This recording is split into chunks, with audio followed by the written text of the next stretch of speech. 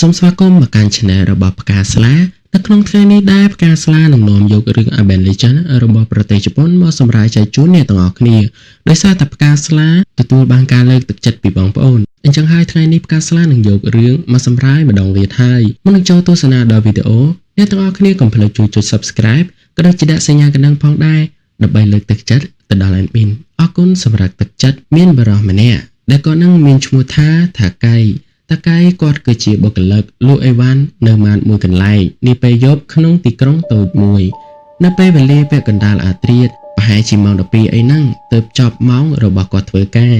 នៅសល់រៀងច្រើនម៉ោងដែរតាកែក៏បានទៅរៀបចំអីវ៉ាន់ទុកដើម្បីឲ្យភ្ញៀវ2នាក់ដែលជានិស្សិតតែងតែចូលមកហូបអីជារៀងរាល់ថ្ងៃមុននឹងពួកគេចូលទៅសាលារៀនហើយបន្តិចក្រោយមកនិស្សិតទាំង2នាក់នោះក៏បានមកញ៉ាំអីដោយសប្មួយដងតាកែមិនស្ទាក់ស្ទើរក៏បានទៅទទួលភ្ញៀវនិស្សិតទាំង2នាក់យ៉ាងស្ងៀមស្ងាត់ហើយនិស្សិតទាំង2នាក់នោះក៏បាននិយាយអំពីរឿងរ៉ាវរន្ធត់មួយដែលបានកាត់ឡើងចំពោះមិត្តរួមថ្នាក់របស់គេកាលពីថ្ងៃមុនតាកែលើពួកគេនិយាយសន្ទនាគ្នាក៏ចាប់អារម្មណ៍ហើយគេក៏បានទៅស្ដាប់រឿងរ៉ាវនោះផងដែរ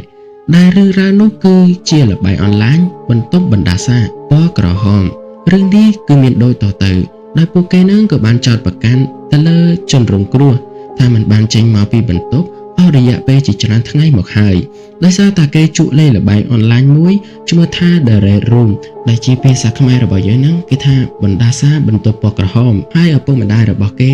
មិនមានពេលមកពិនិត្យកូនរបស់គាត់នោះទេអញ្ចឹងថ្ងៃនេះហើយគាត់ឆ្លៀតពេលដើម្បីមកមើលកូនរបស់គាត់នៅក្នុងបន្ទប់របស់គេនៅពេលដែលពួកគាត់បានបើកទ្វារបន្ទប់មករឿងដែលតក់ស្លុតខ្លាំងមែនតើនោះគាត់ក៏បានឃើញថាកូនរបស់គាត់ស្លាប់យូរថ្ងៃមកហើយមិនដឹងថាស្លាប់អស់រយៈពេលប្រហែលថ្ងៃនោះទេណាដល់ស្អុយរលួយហើយបន្ទប់របស់គេវិញពោពេញទៅដោយឈាមស្រក់ប្រឡាក់ពេញបន្ទប់តែម្ដងបន្ទាប់ពីស្ដាប់ចប់ក្មេងៗនិស្សិតទាំង2នាក់នោះក៏បានទៅសាលារៀនបាត់ទៅចំណែកឯតាកែវិញគេក៏បានចាប់អារម្មណ៍នឹងរឿងមួយនេះហើយគេចង់ដឹងខ្លាំងមែនទែនអញ្ចឹងហើយគេក៏បានតាក់ទងទៅកាន់រីយ៉ូតាដែលជាមិត្តភ័ក្តិរបស់គេពូកែរឿងបណ្ដាញសង្គមអីអញ្ចឹងណាហើយគេក៏បានបញ្យល់រឿងរ៉ាវទាំងអស់នោះទៅកាន់រីយ៉ូតាហើយរីយ៉ូតាក៏បានចាប់អារម្មណ៍នឹងរឿងមួយនេះផងដែរតាកែគេក៏បានតាក់ទងទៅលេខនៅក្នុង game The Red Room នេះហើយគ្មានលេខតាក់ទងមួយណាតាក់ទងមកកាន់គេវិញសោះនៅក្នុងយប់នោះផងដែរតាកែគេពិតជាងងុយដេកខ្លាំងមែនទែនជំនួសឲ្យការងងុយដេករបស់គេធ្វើការមិនកើតហ្នឹងតាកែក៏បានទៅក្នុងបន្ទប់កុំព្យូទ័រនៅក្នុងហាងរួចហើយគេក៏បានទៅសើចអំពីរឿងរ៉ាវ The Red Room នោះរួចគេក៏បានឃើញអំពីបុរសម្នាក់ដែលបានលេងហ្គេមអនឡាញមួយនេះរឿងនេះទើបតែកើតឡើងថ្មីនេះទេដែលក្មេងប្រុសនោះឈ្មោះថាយូតូអាត់ឈូមីគេជាក្មេងប្រុសត្រូវបានគេហាមឃាត់មិនឲ្យសើចអំពីរឿងរ៉ាវ The Red Room នេះឯងប៉ុន្តែ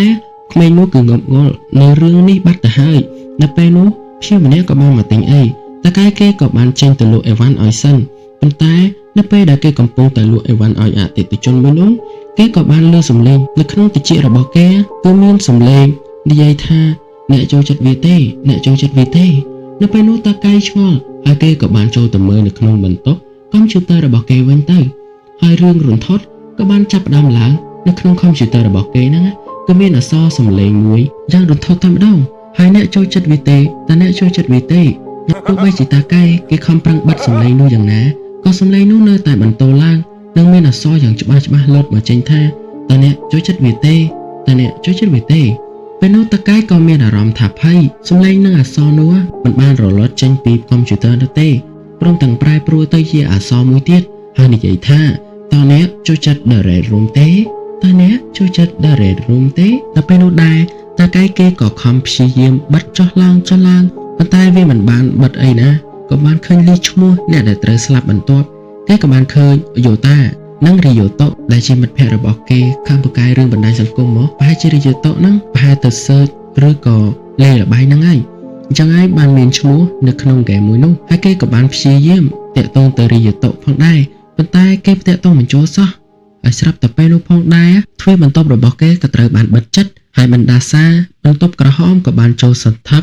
ក្នុងរាងកាយរបស់តាកែ